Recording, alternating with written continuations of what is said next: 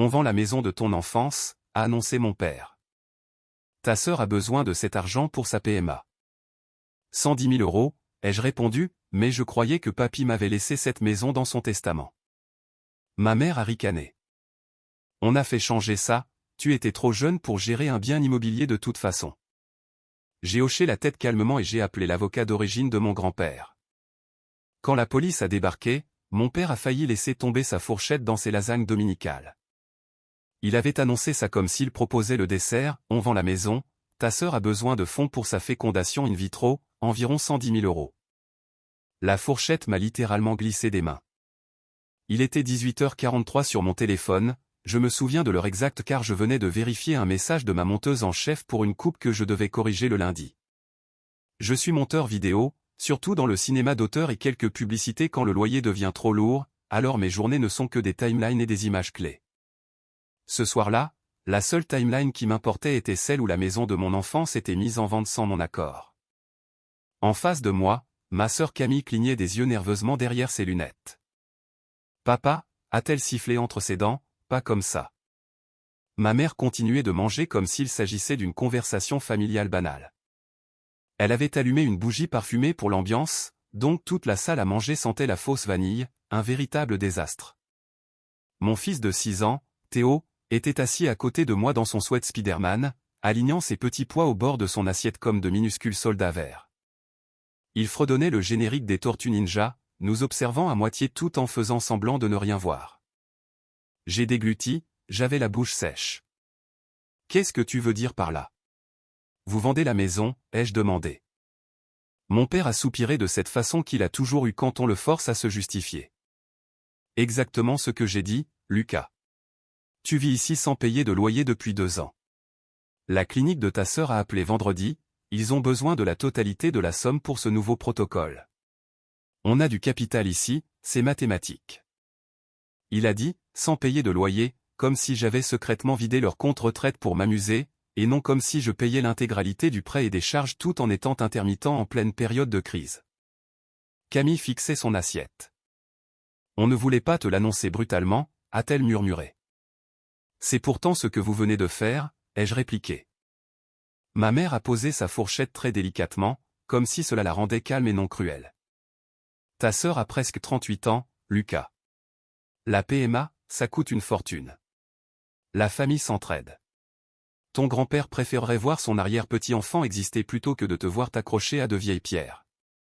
Mon cerveau a tiqué sur un mot. Ai-je répété. Comme dans Papy. L'homme qui m'a légué cette maison. J'ai regardé mon père, il évitait mon regard. C'est ce qu'il m'a dit, c'est ce qu'il nous a dit à tous. Je récupère la maison, Camille récupère le compte d'investissement. C'était l'accord. Ma mère a eu un rire bref et sec, comme si je venais de raconter une blague stupide. Oh, mon chéri, on a fait changer ça. Tu étais trop jeune pour gérer un patrimoine immobilier. J'ai senti mon cœur rater un battement. Puis tout est devenu étrangement silencieux. Trop jeune? J'avais 28 ans quand papy Jean est mort. Mes mains sont devenues froides autour de mon verre. Théo a arrêté de fredonner, il nous regardait tour à tour comme si mon visage était un bulletin météo annonçant une tempête. Comment ça, changer, ai-je demandé. Mon père a soufflé bruyamment. Tu surréagis. On a vu un avocat, on a mis les choses à jour. La maison est à nos noms maintenant. On va vendre, rembourser ce qu'il reste, aider ta sœur et tu t'en sortiras. Tu as du talent, tu trouveras autre chose. Et bien sûr, ma mère a ajouté d'une voix douce et venimeuse, tu peux rester ici jusqu'à la signature chez le notaire, on n'est pas des monstres. Camille a chuchoté, papa, montre-lui au moins les papiers. Plus tard, a tranché mon père. Mon cerveau a fait ce qu'il fait toujours quand une image buguait au montage, il a commencé à compter. Assiette, verre, personne. 1, 2, 3, 4. Pour des gens qui me cachaient quelque chose, ils étaient bien calmes. J'ai bu une gorgée d'eau lentement pour ne pas trembler. Waouh, ai-je dit doucement. Théo m'a poussé le bras. Papa, a-t-il murmuré. J'ai posé ma main sur la sienne. Ça va, mon bonhomme, ai-je dit, même si rien n'allait. Je n'ai pas crié, je n'ai pas renversé la table. J'ai hoché la tête une fois, je me suis levé, je suis allé dans le couloir et j'ai sorti mon téléphone pour appeler Maître Renard, l'avocat de mon grand-père. Pour comprendre pourquoi cet appel comptait, il faut savoir comment fonctionne ma famille. Je m'appelle Lucas, 33 ans, monteur vidéo à Boulogne, ce qui signifie que mes fiches de paie ressemblent à un électrocardiogramme, des pics quand un projet tombe, des lignes plates entre les deux. Après que la mère de Théo soit partie quand il avait 3 ans, la maison de mon enfance est devenue mon parachute. Reviens à la maison, disait ma mère, c'est temporaire, on va t'aider, tu économises, on est une équipe. Le temporaire s'est transformé en 2 ans de montage de bande-annonce dans l'ancienne chambre d'amis, tandis que mes parents traitaient ma présence comme une faveur qu'ils regrettaient. La maison de papy était sa fierté, un pavillon des années 70 dans un quartier calme, avec sa salle de bain un peu vieillotte et son escalier qui grinçait. Quand mamie est morte, il a failli la vendre. Trop de fantômes, disait-il, avant de me regarder en grognant, mais au moins, toi, tu sais réparer mon lecteur DVD.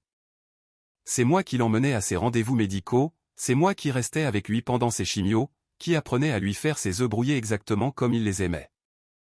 Camille vivait à l'autre bout de la ville, occupée par sa carrière de cadre avec ses tailleurs et ses assurances santé bétonnées. Un soir, 3 mois avant sa mort, papy m'a tendu un dossier bleu usé. Lis ça et ne discute pas. À l'intérieur, son testament, la maison pour moi, les placements et l'assurance vie pour Camille. Le reste divisé en 2. Ce n'est pas une question de chouchou, disait-il, tu travailles avec tes mains et ton cerveau, une maison c'est la sécurité quand le monde devient fou. Ta sœur a un salaire, elle s'en sortira. Je lui ai dit que c'était trop, il m'a traité d'idiot et a rallumé la télé. Quand il est mort, j'étais anéanti. Mon père m'a dit, ne t'occupe pas de la paperasse, on gère tout, concentre-toi sur ton fils et ta carrière. Je les ai laissés faire, c'était ma première erreur. Parce que dans ma famille, on s'en occupe, ne signifie jamais, pour ton bien, cela signifie, on va réécrire la réalité et te dire que ça a toujours été comme ça. Ce schéma n'avait pas commencé avec la maison. Quand Camille s'est mariée, mon père m'a appelé la veille de la cérémonie. Lucas, il nous manque un peu pour le dernier versement du traiteur, 5 000 €, tu sais comment les frais s'accumulent. J'avais 7 000 € d'économie, la première fois que mon compte ressemblait à un chiffre sérieux. J'en ai besoin pour changer ma voiture, elle est tombée en panne 3 fois ce mois-ci, ai-je dit. Ma mère a pris le téléphone immédiatement, ne sois pas égoïste, c'est son grand jour, la famille s'entraide, on te remboursera. Ils ne l'ont jamais fait. 6 mois plus tard, les photos de lune de miel de Camille étaient encore sur le frigo alors que ma voiture faisait un bruit de robot agonisant à chaque démarrage. Puis il y a eu cette histoire de prêt. Ton dossier est meilleur, disait mon père, on a juste besoin que tu co-signes ce petit crédit pour des travaux de rénovation, tu vis ici aussi, ça profite à tout le monde. La paperasse qu'il m'a glissée sur la table de la cuisine était épaisse. J'étais en train d'exporter un montage, je lisais à moitié, j'avais confiance. Plus tard, j'ai réalisé que je leur avais pratiquement donné un chèque en blanc lié à mon nom. Quand ils ont tout dépensé pour refaire une salle de bain et des réparations d'urgence, c'est moi qui recevais les relevés mensuels. Le stress de l'argent, c'est ça la vie d'adulte, disait ma mère en me tapotant la main. Mais le pire moment avant l'histoire de la maison, ce n'était pas pour moi, c'était pour Théo. L'année dernière, il est revenu de l'école avec un robot en carton qu'il avait fabriqué, avec des yeux mobiles et un sourire de travers. Il l'adorait, il dormait avec, l'emmenait au petit déjeuner. Un week-end, alors que j'étais sur un tournage, ma mère a proposé de le garder. Quand je suis rentré le dimanche soir, le robot avait disparu. « Où est ton robot, Théo ?» ai-je demandé. Il a haussé les épaules avec ce silence trop calme qu'ont les enfants quand on leur a déjà dit de ne pas faire d'histoire. Mamie a dit que c'était de la poubelle, elle l'a jeté. Je l'ai trouvé dans la poubelle de la cuisine, plié et trempé sous du marc de café. Ma mère a levé les yeux au ciel, tu dois lui apprendre à ne pas s'attacher aux babioles, on ne peut pas tout garder. Théo n'a pas pleuré, il est juste resté immobile, les mains dans ses manches, me regardant pour voir si j'allais protester. Je ne l'ai pas fait sur le moment, j'ai juste sorti le robot, je l'ai essuyé et j'ai dit, dans cette maison, on ne jette pas les affaires de Théo sans lui demander. Ma mère a soufflé, tu es tellement dramatique. Je pensais que c'était temporaire, que ça irait mieux si je travaillais plus, si je participais plus aux frais. Ce n'était pas temporaire, c'était un entraînement. Alors, quand mon père a annoncé qu'ils avaient changé le testament de papy, ce n'était pas un coup de tonnerre, c'était l'épisode final logique d'une série qui durait depuis toujours. Maître Renard a décroché à la 3e sonnerie. Lucas, ça fait un moment. Oui, désolé. Une question rapide, est-ce que mon grand-père a déjà changé son testament? Après celui que vous m'avez montré à l'étude. Silence. Non, a-t-il dit lentement. Pourquoi? Je me suis éloigné de la salle à manger, Théo me suivait en chaussettes avec son bouclier de Captain America. Parce que mes parents viennent de me dire qu'ils l'ont fait changer et que la maison est à leur nom. Nouveau silence, plus long. C'est moi qui ai géré la succession de votre grand-père, a dit Renard. Le testament enregistré vous laisse la maison. Vos parents sont exécuteurs testamentaires pour certains comptes, pas bénéficiaires de ce bien. S'il y a eu un codicile ou un Nouveau Testament, ça n'est pas passé par moi. Mon estomac s'est noué. Donc soit ils ont pris un autre avocat, soit il y a un gros problème. Envoyez-moi tout ce qu'ils vous montrent, a dit Renard. Et Lucas? Ne signez rien. Ne donnez votre accord pour rien. Je sors le dossier et je vous appelle demain matin. J'ai raccroché, glissé mon téléphone dans ma poche et je suis retourné à table comme si de rien n'était. Mais tout avait changé. La semaine suivante fut une leçon magistrale de pression psychologique. Ça a commencé discrètement, avec ma mère près de l'évier. On sait que c'est beaucoup à encaisser, mais pense à Camille. Elle a déjà fait 3 tentatives, ses ovocytes se font rares, le médecin dit que c'est sa dernière chance. Tu es père, tu comprends. Elle disait le mot « ovocyte » dans un murmure, comme si c'était un gros mot. Je comprends, ai-je répondu, c'est pour ça que je veux voir les papiers de la maison. Elle a scié. Quel papier? Le testament, l'acte de propriété, tout ce que vous avez changé. Elle a souri, ce sourire crispé. Ne sois pas ridicule, tu rends les choses conflictuelles. On essaie juste d'aider ta sœur à fonder une famille. La version de mon père est arrivée sous forme de message vocal à 23h30. Mon fils, je sais que tu es contrarié, mais ce sentiment de supériorité sur la maison n'est pas sain. Tu ne l'as pas payé. Ton grand-père nous faisait confiance pour prendre des décisions d'adultes. Ne punis pas ta sœur parce que la vie t'a fait un cadeau. Appelle-moi quand tu seras calmé. Camille m'a envoyé un SMS à 2h du matin, Lucas, s'il te plaît, ne te bats pas contre eux, on ne peut pas se payer la PMA sans la vente, ils disent que tu auras une part après la signature de toute façon, pourquoi un bâtiment est plus important que mon futur bébé? J'ai fixé mon écran dans la lumière bleue de la chambre, Théo ronflant doucement à côté de moi. J'ai tapé puis effacé 3 réponses différentes. Finalement, j'ai posé le téléphone et j'ai fixé le plafond. L'escalade suivante n'était plus privée. Mercredi, j'ai reçu un mail d'un agent immobilier dont je n'avais jamais entendu parler. Objet, excellente nouvelle pour votre annonce. J'ai ouvert le mail et j'ai senti mon pouce accélérer. Bonjour Lucas, ci-joint les photos préliminaires et le descriptif pour le 114 rue des Érables. Vos parents veulent aller vite, merci de valider avant vendredi pour une mise en ligne lundi. Il y avait des photos de ma chambre, des dessins de Théo sur le mur, mon bureau. Je n'avais rien autorisé. J'ai transféré le mail à Maître Renard avec une ligne, je n'ai pas donné mon accord. 5 minutes plus tard, il appelait. Lucas, avez-vous signé un acte de cession? Non, ils m'ont juste dit que c'était fait. Attendez un instant. J'entendais le cliquetis d'un clavier. Ok, je consulte le registre de la publicité foncière. Plus de cliquetis. Il y a un acte de cession à titre gratuit déposé il y a 6 mois. Du nom de votre grand-père vers vos parents. La signature est intéressante. Ma gorge s'est serrée. Intéressante comment? Je ne vais pas prononcer le mot fraude sur une ligne enregistrée, a dit Renard, mais je vais dire que nous devrions nous voir et que vous devriez rassembler tout ce que vous avez, SMS, mais, toute conversation où il mentionne la succession. Mon cerveau s'est mis en mode documentaire. J'ai créé un dossier sur mon bureau intitulé « Preuve maison ». J'ai fait des captures d'écran du mail de l'agent, sauvegardé les SMS de Camille, ressorti de vieux messages de papy où il se plaignait que mon père essayait de lui faire signer des trucs. J'ai déterré le dossier bleu de mon placard où j'avais gardé une copie de l'original. J'ai scanné le passage, je lègue par la présente ma résidence du 114 rue des Érables à mon petit-fils Lucas.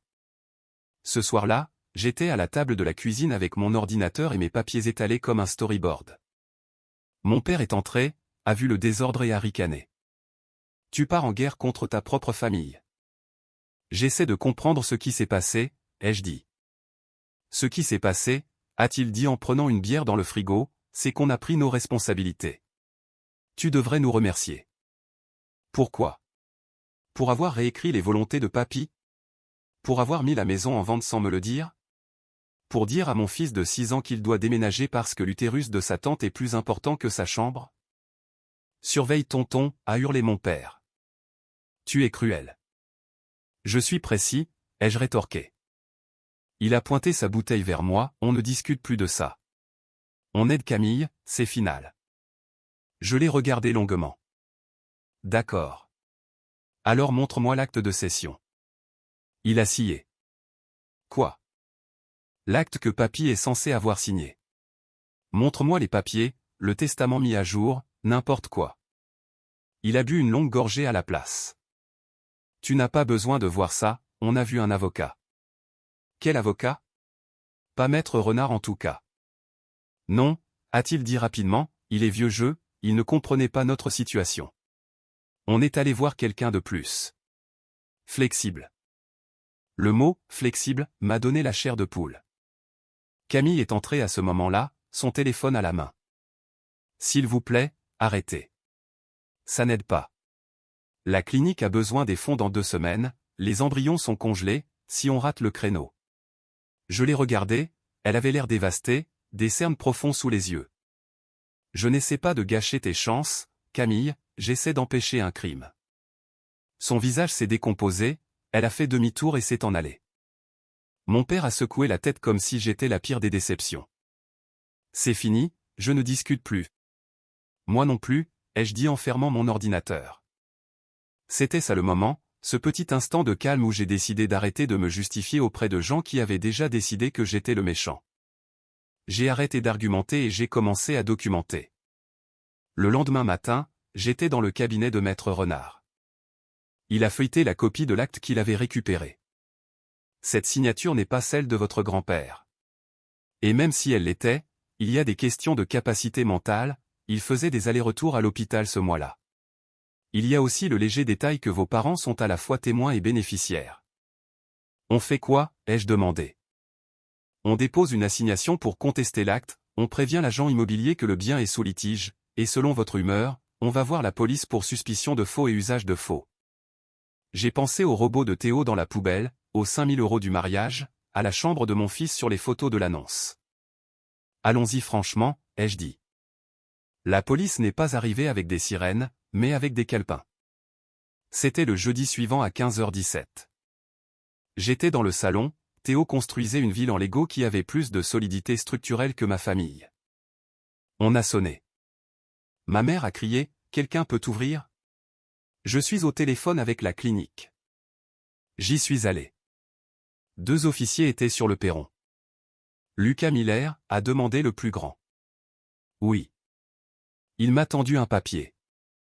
Nous sommes ici suite à un signalement concernant une possible fraude sur un acte de propriété. Vos parents sont là. Derrière eux, j'ai vu Maître Renard sortir de sa voiture, mallette à la main. Ils sont à l'intérieur, ai-je dit en ouvrant grand la porte. Ma mère était dans la cuisine, son casque sur les oreilles, son calendrier étalé sur la table. Donc, si on paie la totalité d'ici le. Elle a levé les yeux et est devenue livide. Mon père est arrivé du jardin en s'essuyant les mains. Qu'est-ce qui se passe? L'officier a pris la parole, monsieur, madame, nous avons reçu une plainte pour des irrégularités concernant le transfert de propriété de ce pavillon.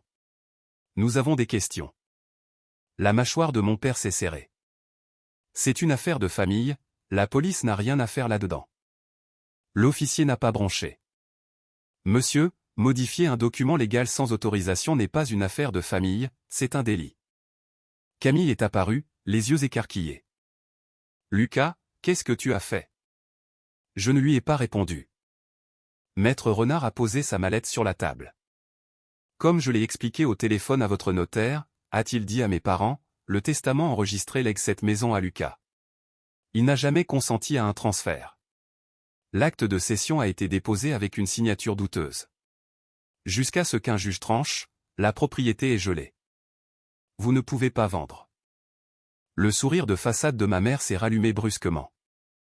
C'est ridicule, mon père nous a dit qu'il voulait qu'on gère. Il était confus à la fin, il ne savait plus ce qu'il signait. Donc vous admettez qu'il n'était pas en pleine possession de ses facultés quand l'acte a été passé, a demandé Renard d'un ton neutre.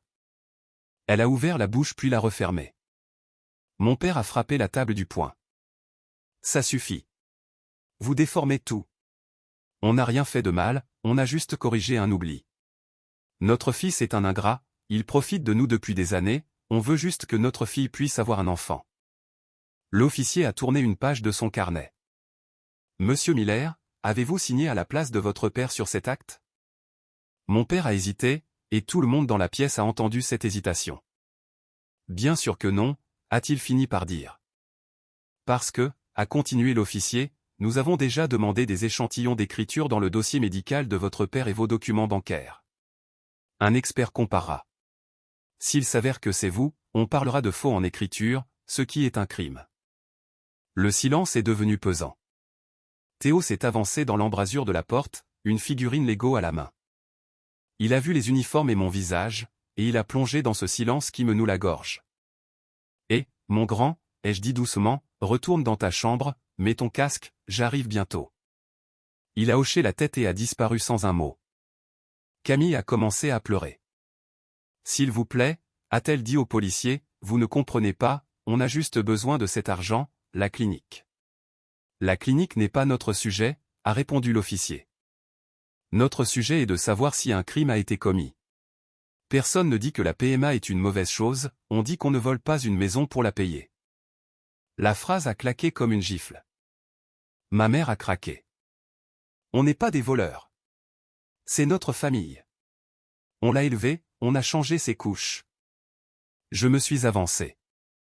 Je ne vais le dire qu'une fois. Jusqu'à ce qu'un juge dise le contraire, cette maison est la mienne.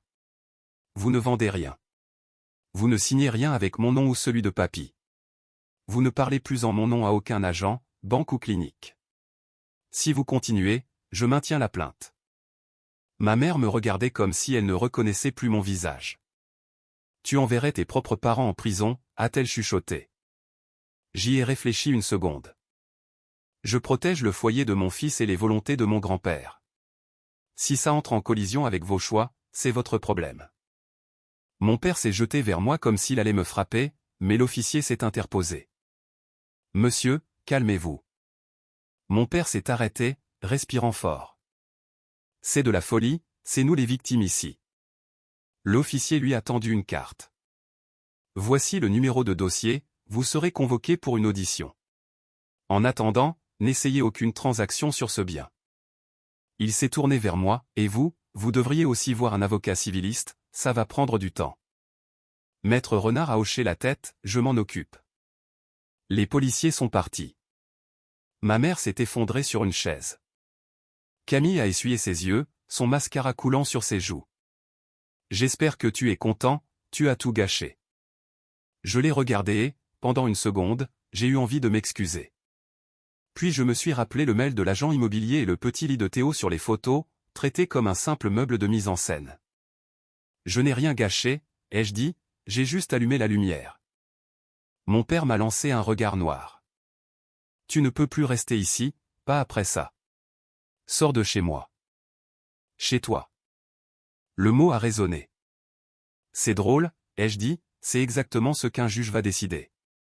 Ce soir-là, après le départ de Renard et une fois que les cris s'étaient transformés en un silence glacial, une camionnette de serrurier s'est garée devant. Théo regardait par la fenêtre. On déménage? Non, on reste.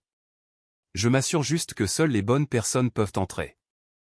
Je suis resté sur le perron pendant que le serrurier changeait les verrous des deux portes, puis j'ai signé la facture à mon nom. Irréversible. Quand je me suis retourné, ma mère était dans le couloir, les bras croisés. Tu fais vraiment ça? Oui. Elle a secoué la tête comme si j'étais mort pour elle. Tu le regretteras. J'ai pensé au dossier bleu de papy, à la ville en Lego de Théo, à cette phrase, on a fait changer ça, comme si ma vie n'était qu'un brouillon qu'il pouvait corriger sans me prévenir. Non, ai-je dit, je ne crois pas. 3 mois plus tard, la maison était calme d'une manière que je n'avais jamais connue. Plus de mère qui claque les placards, plus de télé du père. Juste le ronronnement de mon ordi pendant que Théo dessinait. L'enquête a suivi son cours, expertise en écriture, relevé bancaire, audition. Il s'est avéré que mes parents piochaient dans les comptes de papy depuis des années, des virements étiquetés, réparations ou frais médicaux. L'acte de cession falsifié était leur dernier coup de poker. Renard a appelé le jour où le procureur a proposé un accord. Il propose un plaidé coupable, sursis, obligation de remboursement, pas de prison, s'ils annulent la cession et remboursent la succession. J'ai mon mot à dire? Vous pouvez faire une déclaration de victime, c'est tout. Ils ont accepté l'accord. Ils ne se sont pas vraiment excusés, le plus proche a été un message groupé de ma mère, Lucas, ça suffit comme ça, on est prêt à arranger les choses si tu retires ta plainte, pense à la famille. J'ai répondu, à la famille, j'y pense depuis 33 ans. Camille est restée silencieuse un moment, puis elle m'a écrit, la clinique dit qu'on peut faire un protocole moins cher si on attend. J'ai pris un deuxième boulot. Je suis contente que tu aies fait ça, Lucas. Si tu veux parler un jour sans le script de papa et maman, je suis là. Une semaine après, elle m'envoyait une vidéo de chat débile. Pas encore le pardon, mais une brèche. Le juge a confirmé ce qui aurait dû être vrai dès le départ, l'acte de cession était nul, le testament était maintenu. Le 114 rue des Érables était légalement à moi. J'ai encadré ce document et je l'ai accroché là où se trouvait la photo de pêche de mon grand-père. Un samedi, ma mère a débarqué avec un plat de lasagne. On n'appelle pas avant de venir, ai-je dit en bloquant l'entrée. Elle a regardé le cadre. Alors c'est comme ça maintenant? C'est comme ça. On peut discuter, mais sans avocat, comme une famille. J'apprécie les lasagnes, tu pourras les donner à Théo au parc un de ces jours. Dans un endroit public, pour une courte visite. Tu vas vraiment continuer à nous punir pour de la paperasse? C'était là, le mot magique, paperasse, pas falsification. Je ne vous punis pas, ai-je dit, je me protège, moi et mon fils. L'accès à ma vie n'est pas un droit familial, c'est quelque chose que vous avez perdu le jour où vous avez décidé que j'étais une nuisance et non un fils. Tu regretteras de nous avoir coupé de ta vie quand on ne sera plus là, a-t-elle lancé. Peut-être, mais je regrette déjà ce que je vous ai laissé faire quand vous étiez là. Elle a posé le plat sur la rambarde et est partie. Ce soir-là, Théo a mangé ses lasagnes sur le canapé et s'est endormi contre moi devant un film. Le calme dans la pièce n'était pas tendu pour une fois, c'était juste du calme. Voici ce que j'ai fini par comprendre, l'amour ne vous oblige pas à donner vos clés, la famille ne signifie pas un accès illimité. On ne pourra plus jamais réécrire mon histoire. On peut tenir à des gens tout en gardant la porte verrouillée.